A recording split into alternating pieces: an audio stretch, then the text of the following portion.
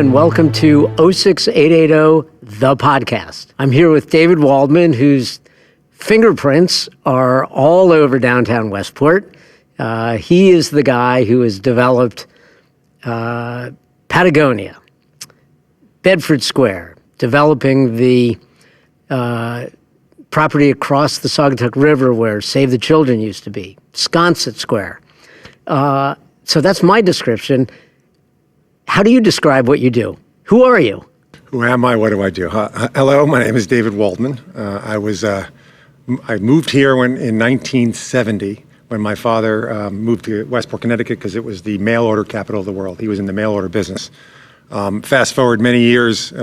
Last year of college, I was at Syracuse, and it was a very difficult time in real estate. My father asked if I could come and help him manage some properties. He was having a difficult time dealing with banks, a lot of different scenarios back then. I took a week off, and I'm about to celebrate my 30th year of doing my job. Yes, my fingerprints are all over downtown. It's been an area of focus that I've enjoyed participating in for the last 2.5 decades. And I'm pleased with, hopefully, the results. Hopefully that the people who live in Westport are pleased as well. I know it wasn't easy to get there every once in a while, but we did. So that's what you do. That's what I do. How do you do it? I mean, how does a developer develop? I do it with a lot of support, mostly from my home. So my wife and my kids, everything gets grounded with family, which is the most important thing to me. Beyond that, I did it with a lot of help from, after my father passed away, I met a gentleman who taught me how I could take $100,000 and instead of buying one building, I could take $10,000 of that 100 and buy 10 buildings. And taught me the art of syndicating deals. And so I was fortunate to have good people backing me. I had some good vision, and I was able to show that vision to a group of investors who supported me. And as a result, I've been able to redevelop and develop some really exciting projects in Westport. So I do it through hard work and passion. Again, I've been doing my job for 30 years. People would think, gosh, you get bored at your job. But I love my job. It's different every day. Who would ever thought that a property manager broker would become, a developer that people might even know and want to be in a podcast? It was never something that kind of crossed my mind. My job really evolved over the last 3 decades from a pure, I graduated to manage and do brokerage in South Norwalk. And, fast forward to today, I found myself with a network of people through the industry that I've become close friends with. And it's really created my lifestyle to date. So why downtown? Why not? Proximity is always easy. I never liked commuting much. So, coming from Compo Beach area to downtown Westport was pretty easy. Downtown at the time I was working with my dad before he passed away. It was 94 and he had bought a note from a company or bank called Society of Savings, and that note was secured by a personal guarantee from Drew Friedman. And so Drew Friedman was my introduction to Main Street and what Main Street meant. And while he wasn't thrilled that I was his partner, because here I was a 4-year-old kid who thought he knew everything. Drew was a seasoned Westporter, had done a lot for the town, and he kind of introduced me to how retail isn't just about shopping. And what I mean by that is he was running the DMA at the time, the Merchants Association. He understood how events like our arts festivals and all of the great events that the DMA puts on are integral to the ultimate success of a retail shopping destination. Westport, unlike a mall, for instance, is owned by 20 different landlords. So each of those different landlords has their own economic situation that they have to deal with for their property. And as a result, as demand ticked up and every company wanted to be on Main Street, prices elevated as well. Landlords were criticized for kicking out the mom and pops, which isn't really what happened. It was demand that kicked out the mom and pops. And as these new companies moved in, each individual landlord took what they could get, as opposed to, again, a unified owner would say, all right, what are the ingredients for a successful downtown? It's not just fashion store, fashion store, fashion store. It's fashion store, restaurant, ice cream, coffee. It's all those uses that can't pay as much as rent that a national tenant could pay, but are so important to the downtown success. And we lost those for a while. In hindsight, the Y was a phenomenal use downtown. It brought a constant traffic downtown. It allowed moms to drop their kids off and go do something downtown. losing the Y hurt. It hurt at a time, though, when retail was in demand. People were, flocking downtown, and the internet, while it was chipping away at ultimate growth of retail, it hadn't decimated it yet. And so it was an exciting time. So Main Street was poised at the time I joined in '94 to kind of take that turn. It was transitioning early. And so, old tenants that had been there forever, the Sport Marts, the Kleins, the Five and Dimes, the Party Barns, all that kind of stuff that was kind of the first tranche of the internet. Why would I go to Klein's when I can get everything at a big box Staples, and then forget about Staples, I can get everything on Amazon now. And so those stores started going away. The new nationals that knew that the money and the eyeballs they needed in front of them were here, they started populating the streets. So it was exciting. The first project I really did in downtown Westport, which was before Drew, was where Arts Deli used to be. And that was a project that my father had owned when I graduated college. They had just redid the bridge. It was like, I had a couple arts tenants and things like that, but arts was a staple there. And then we started filling it up with cool antiques and arts and crafts, and met some great people there. Moved on to a property on this side of the river, and it was where the Army Navy store used to be, and the Guitar Center where I took my guitar lessons as a kid. And actually, we bought that property along with where Brasserie Saint Germain was. We bought that at an RTC auction in '93, I think it was, where you'd go to Stamford and the government was selling everything, and you raise your hand and you buy a property. It was exciting. So those are kind of redevelopments I played with. He also, meeting Drew, we got control of the old library, which was where Starbucks was. I think our first deal we did there, we put Domain in there. It had Cafe Cristina, which was a great restaurant. And then we took the old Chinese restaurant that was on 2 levels in the back. I forget what it was called. Westlake. The green facade that was where Aqua used to be. And we redeveloped that to what was then Terra, and started redeveloping stuff. I didn't really get into ground up development until the Y came along. And that was a huge undertaking, more so than I ever anticipated. So what was your vision for Bedford Square, and how did it evolve? Well, we bought the Westport Bank and Trust building, which is now Patagonia, in 2000-something, I forget the year. And that was a great example of how we could readapt a historic building, maintain its character and an integrity that was, what Westport knew it to be, yet bring in a modern retailer and a mixed-use design where you had restaurants and things like that.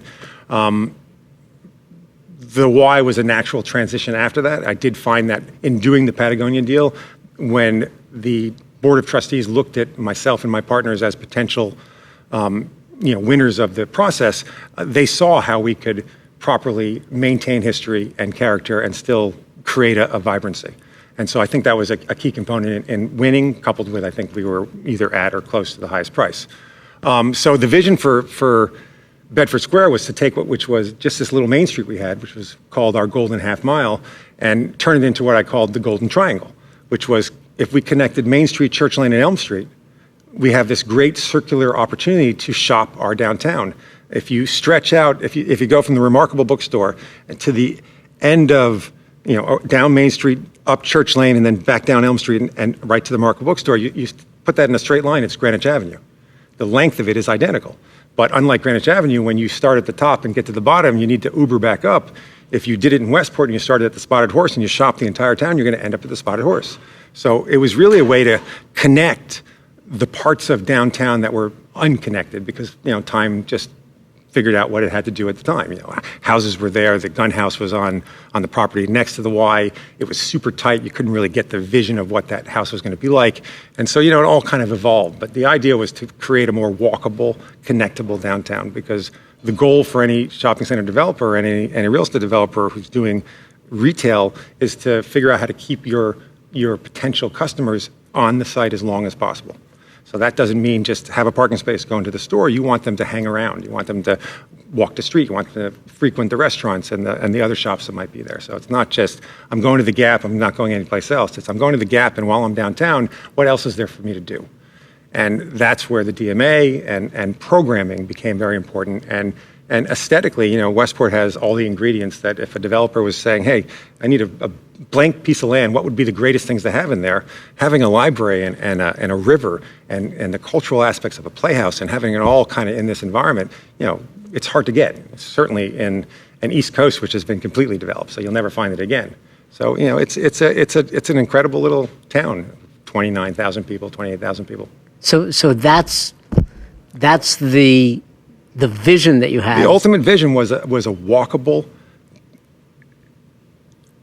not just shopping-centric downtown. People envisioned that downtown when I grew up, it was kind of the heart of everything. There was your supermarket, your hardware store, your gas station. It was all at downtown. And a lot of people kvetched at the fact that that kind of went away and it was just a glorified shopping center. I was hoping to bring back the feeling of what Westport's character had and still has, but do it in an environment where we can progress into our future. Because, we can't just stand still. We will die. You're in a brand new library because the library that was built here 20 years ago became somewhat obsolete. And it wasn't that libraries became obsolete. It's just how we use our spaces and how we interact with other people. And so today, when the internet consistently chips away at retail, it was hard to get people downtown when the Y wasn't there, or there were very few restaurants, or there really wasn't much to do. And so, COVID accelerated everything exponentially. And it enabled people to see how great it is when a church lane is closed and everyone's sitting out in the street eating it, or we're not confined to a 20% ratio of our indoor dining to our outdoor dining, and we don't have to fit within a little fence. We can kind of spread out. And when we spread out, people began to see how our architecture and our character, it was indicative of Europe again. It was living and breathing as opposed to just being confined to what was the boxes that had to be checked on a planning and zoning application. And so COVID made everyone understand very quickly how important space is. So will COVID, when everyone's vaccinated and we're all happy and back to normal, will normal be the same downtown? I don't think anything will ever be the same. I think there are certainly silver linings that came out of this horrible pandemic, and Connecticut was a benefactor of that. Every house in our town has sold. Every apartment I could potentially put up is leased. We're getting a tremendous amount of additional traffic now from New Yorkers in general. And when they move their families here, they don't just move their families, they move their parents, they move their friends here, they move their businesses here. So we're getting a lot more unique stores and restaurants and uses that I think came out of the pandemic. The internet is still the internet, and as we learned for the last year, you don't have to go anywhere, ever. You could sit at home and never leave your house and get everything you ever needed, except for personal interaction. And so that's where I think the world will open up, and it will open up in a roaring 20s type manner, because people are so desperate to talk to somebody else, to see somebody else, to sit at dinner. I mean, I remember when it first started, I was on Wilton Road, my office is across from the new development we're doing there, and it was, I guess, this time last year, and Wilton Road was literally empty. I was in my office all alone. I would stand on my patio there looking out, and not a single car would drive by at all. And you'd walk outside and it would be this eerie quiet. It was really kind of freaky. And at that point, you're like, the world's going to end. I don't know how this thing is going to happen. But a lot of unique and accelerated things happened as a result of COVID that I don't think, that might have happened over time. It might have taken another 15 years. It happened in 5 months. Yeah. So I think the change will stay. I think it's very different than what happened when people ran from New York during 9/11. That was it was still a scary thing, but it wasn't like, hey, if I walk outside, I could just die by breathing. That was what really freaked everybody out, I think. And so at 9/11, we had an influx of people, but it was quickly, they moved right back out. This feels so much different. These people are here to stay. I don't think they can envision themselves at this point with young families going back to Manhattan and living in 1,000 feet when that 1,000 feet might be all you get for a couple of months, 5 months, whatever it is. And all the amenities that were in New York were gone. And so I think, again, everything comes in cycles. When I graduated college, I didn't, it was a couple of years, maybe 4 or 5 years where, it wasn't all about, I wanted to be the young man I was going to be. I wasn't just about, hey, I got to move back home and have a wife and a kid. But it was sooner. By 30, I was married and had my first child. I've seen that, the generation that followed me, it was more like, 35, 40, they were finally coming to Westport. And now it was like 40, 45, they were finally getting out of the city. those 20-plus-year-olds or almost 30-year-olds are now here because they realize that they need more than the city can offer them. And it's very interesting to me that the people who are coming here now, and I think they all come from Manhattan or Brooklyn. Out of Brooklyn. They love Westport. Love it. They love this town, and they haven't seen it at anywhere near its best. They haven't seen the Levitt. They haven't seen the Memorial Day Parade or the fireworks. Or the Arts Festival. Yeah. I mean, we're coming up on our 50th year, I think, or 48th year. I mean, these are some phenomenal events, and our town has so much to offer. And you're right, these people all came here in a time where, while it had a lot to offer, space being the most important thing, nothing was really going on. And so, I think you're right. I think they're going to not only love it, they're going to continue to love it, and they're going to grow here like we all have been since I was 1. So now your focus is across the river. Still downtown Westport, yes. I'm completing a project that, much like Bedford Square, took much longer than I had hoped and anticipated. We completed the office building portion of it, which was 54 Wilton Road, that we sold already. It's fully occupied, and we still manage it for the people we sold it to. And we, pre-COVID, the condo development was dead. My partner was no longer interested in going forward. This is on, for people who don't know, this is on Wilton Road. Yes, this is 60 and 54 Wilton Road, which is right across the street, right next to Bartaco. Most people know where Bartaco is. I'm sorry, what was I saying?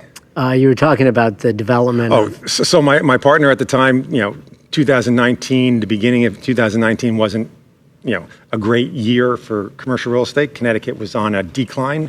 I didn't see how Connecticut was going to get out of its own way. I just considered it a dying, state that was going to end up like California, bankrupt eventually.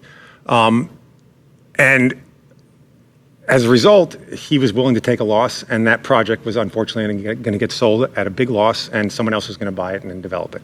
The problem we were having at the time too was, these units, which are going to be roughly 2,500 feet, they'll sell for between 2.2 and 4.3. In 2019, thinking about selling a condo at that price wasn't something we could comp out, find comparables for. And with such a vast inventory of properties on the market of a similar price range in a bigger house, we didn't think it was, we would be able to actually succeed at it. COVID is the only reason that actually was able to get out of the ground quickly. We did find a buyer pre-COVID. It fell through when COVID hit. And when we were starting to emerge last summer from COVID and people were flocking out of all the cities and all of these Fairfield County towns was seeing a massive influx of both price and people. It was obvious that there was real demand again. And, we were fortunate that we had all of our approvals in place. I was very lucky and found a great partner, a gentleman named Eric O'Brien from Urbane, New Haven, which is a development company in New Haven. He came with construction expertise, so he's our actual GC as well, and brought the needed debt equity, and we were able to put a deal together, and we should be pouring concrete and forming rebar starting Thursday of this week. So if all goes well, they'll be done summer of 22, late summer, and hopefully they'll be spectacular and be indicative of the quality I've been putting out for the last 20 years. So what is the connection between Wilton Road and downtown Westport? Well, it was going to be a bridge over the river, which if the town is still inclined to do so, there's a landing spot on our side to do that. We came up with a great idea to put it on pontoon so it didn't impact any of the environmental issues that you can do when you drive piles into the ground. But unfortunately at the time, when we first presented to planning zoning the application for what was going to be Equinox and the residential building, which included the moving of the little knitting house, which is our worst intersection in the state of Connecticut. Unfortunately, the P&Z didn't see our vision at that time. All 3 of those members are no longer on the P&Z. They've just retired. I was surprised to see that happen. I think I knew Chip was going, but I didn't think that Alan and Kathy were going to just follow suit. But ultimately, they saw what we had showed them the first time. It was pretty much the same plan. And we were able to get it approved and now able to get it built. I wish we were able to fix that intersection. It was a key component in the life and pleasure of everyone coming into Westport. But I don't know how it happens now, but hopefully something gets done in the future. So, you still have connections from the post road over the bridge, but ideally there should be some sort of walking bridge there. Couple of questions more. We don't have a lot of time, but we have focused on downtown and across the river. What about the rest of the town? Where do you see Westport headed, and Who's going to take it there? There's a lot of new blood in there that I think will take it. Sam Galt has been doing a phenomenal job down in Saugatuck. And he's also involved in a new project up by the mill. So I think you'll see some more adaptive reuse of properties that are no longer functional as they existed. So, like the Save the Children building, that was kind of obsolete office space that was in a flood zone that needed so much work, it had to kind of get reimagined. So I'm hoping you'll see more residential projects coming in. I know there's some new zoning regulations that they're trying to put forth, some state-oriented, which I don't think really are going to do what they want. But at the end of the day, I think Saugatuck and downtown are our two real centers of activity, and the Post Road has always been a great retail corridor. I don't think it changes much. There's not much more land that can get redeveloped there. Again, you might have like Kowalski's office building got redeveloped into the residential units, or the yard got turned into the senior development that was there. I think you'll see a lot more of that kind of use. I think you'll see a lot more residential use. I don't see a huge need for more retail. So ultimately, I think you're going to find some of our retail spaces being filled by uses that weren't typically retail in the past. And I think there'll be a little smaller uses too. You have a magic wand. You can wave wherever you want. Cost is no barrier. What would I do? What do you do? I build a theater for the Remarkable Theater Group. So we have a permanent place where adults with disabilities can work and have a real sense of worth. I think we proved that through the drive-in. People love that. It's not that you can't see the movie at home. It's that you can't tailgate in the back of your car and see 30 other people when you're doing it. That was the exciting part about it. I think downtown needs a downtown playground. The Westport Moms Group has been trying to put that together for a while. I'd love to, take a section of the downtown area, really in downtown, so not like Jessup Green, but in downtown, and put a nice playground so young mothers can come and their kids can have a place to play and they can sit and enjoy it. We desperately need pedestrian amenities, garbage, benches, things like that. The benches that are on Main Street are from a shopping center I've owned forever in Avon I redeveloped, and those were the old benches. And I just gifted them to the town because we had no place to sit. And so I know the DPIC, now headed by Randy, they're going to start pushing that agenda. And then I think a hockey rink, ice skating rink on Veterans Green. So if I was to, put those pieces together, all those things would generate so much traffic on their own that the retail becomes what you walk by and shop as a result of it. So I'm not coming downtown just to shop. I'm coming downtown now. My kids are going to be at the ice skating rink. My daughter and her baby are going to be playing on the playground. And, I'm going to go have a coffee or a gelato or get some vegetarian at Mana Toast or go to the Spotted Horse. There's just so much to offer. Once you're here, give them a reason to stay. They never leave. Great. Last question. Favorite spot in Westport that has nothing to do with you? Or downtown? My favorite spot in Westport that has nothing to do with me. Campo Beach. I'm a beach volleyball player. I lived on that beach from 91 till today. Actually, last year was very sad. They closed my courts. So if anyone noticed, I built the volleyball court. You noticed, but you never put it in my name. I built the volleyball court on the site we're building the condos now, and it was my saving grace that last year. I mean, 5 or 6 of my friends that played ball, we all knew where we each had been. So while we were in extended pod and we were worried about COVID, we were all kind of in a protocol. It wasn't like random people came and played. So it was a big part of getting through COVID with my sanity. I hope people continue to enjoy downtown Westport. It is in a resurgence. It was in a bad place. We're sitting with like a 25% vacancy rate. That was a lot to do with the internet, with timing. With some of these bigger companies realizing they don't need such a big footprint. So with all these new companies and all these new families and all this new excitement, it's an exciting time for Westport. I think we are poised to really take advantage of the next 10 years and continue to grow organically in a intelligent and compassionate way. Make sense? It makes a ton of sense. Okay. We are here in the beautiful library. Yes, we are. And thanks also to the Verso Studios.